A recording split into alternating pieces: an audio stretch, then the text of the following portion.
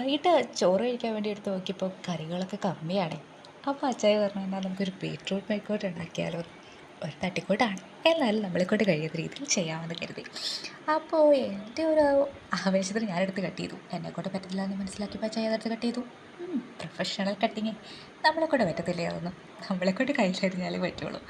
എന്നാലും കട്ട് ചെയ്തു. അവിടെ ബീറ്റ്റൂട്ട് അരിയുന്നു, ഞാനിവിടെ കൊച്ചുള്ളി അരിയുന്നു.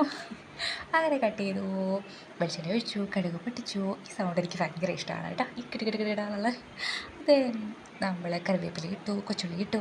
സവോള ഇടേണ്ടവർക്ക് ഇടാം കേട്ടോ. എനിക്ക് കൊച്ചുള്ളിയോട് കുറച്ച് ഇഷ്ടക്കൂടുതലുണ്ട്. അപ്പോൾ നമ്മൾ കൊച്ചുള്ളിയൊക്കെ ഇട്ടു.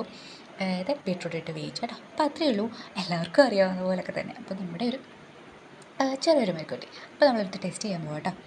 വായിൽ വെക്കാൻ കൊള്ളില്ല എന്നല്ല, വെന്തിട്ടുണ്ടായിരുന്നില്ല കേട്ടോ. പക്ഷെ നമ്മുടെ എക്സ്പ്രഷൻ യാതൊരു കുറവുമില്ല, തകർത്തിട്ടേക്കണം. അപ്പോൾ അത്രയേ ഉള്ളൂ.